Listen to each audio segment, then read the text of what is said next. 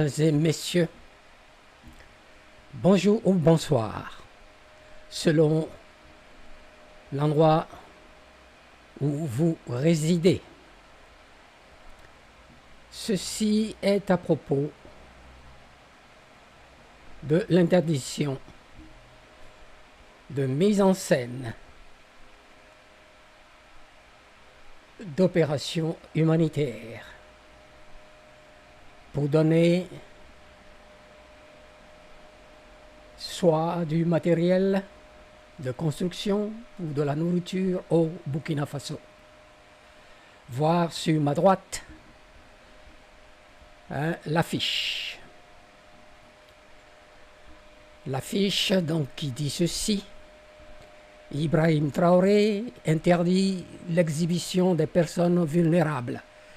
Et il y a sa photo et tout fait par quelqu'un.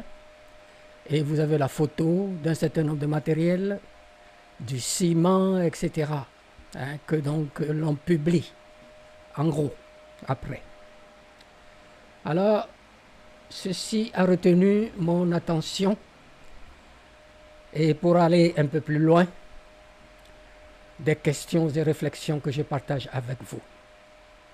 En quoi cette pratique est-elle dépréciative, déshumanisante pour les receveurs ou bénéficiaires et n'illustre en rien la générosité authentique des donateurs, mais plutôt leur communication égoïste et publicitaire.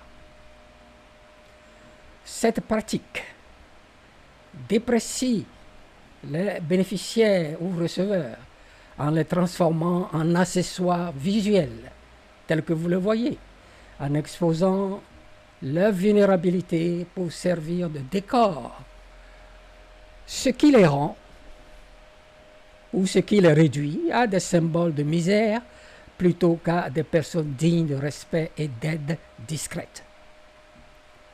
Elle est déshumanisante car elle prive les bénéficiaires de leur intimité et de leur autonomie, en les forçant à poser publiquement dans des situations humiliantes, renforçant un sentiment d'infériorité et de dépendance au lieu de restaurer leur estime de soi.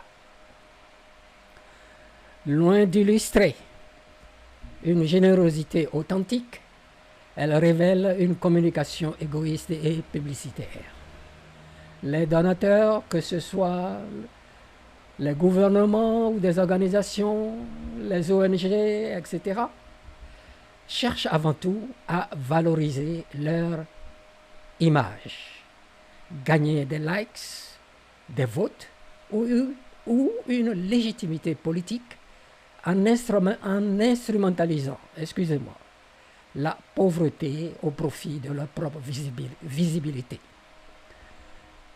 C'est faire du misérabilisme pur et simple, et non de la solidarité dénuée d'arrière-pensée. Qu'est-ce que le misérabilisme? Eh bien, il désigne la représentation systématique et souvent sensationnaliste de la misère, de la pauvreté et de la souffrance humaine, surtout en communication politique et humanitaire, en insistant sur les aspects les plus dégradants pour susciter la pitié ou l'indignation de donateurs pas toujours au-dessus de tout soupçon, comme je le disais. Il transforme les individus en objets de spectacle. Il déshumanise les bénéficiaires ou victimes en les figeant pour toujours dans leur vulnérabilité, sans montrer leur résilience, leur dignité ou les causes structurelles de leur situation. Dans le contexte humanitaire ou politique, le misérabilisme sert souvent de stratégie de communication. Il permet aux donateurs ou au pouvoir de mettre en scène leur générosité. Générosité, entre griffes, tout en perpétuant des stéréotypes qui justifient l'intervention extérieure au détriment d'une aide respectueuse et efficace. Les images, souvent dramatiques, peuvent renforcer des stéréotypes misérabilistes, déshumaniser les populations et privilégier l'émotion du spectateur au détriment de la complexité des réalités locales. S'agissant du Burkina Faso, d'insécurité infligée de l'extérieur par des terroristes en mission commandée ou commanditée.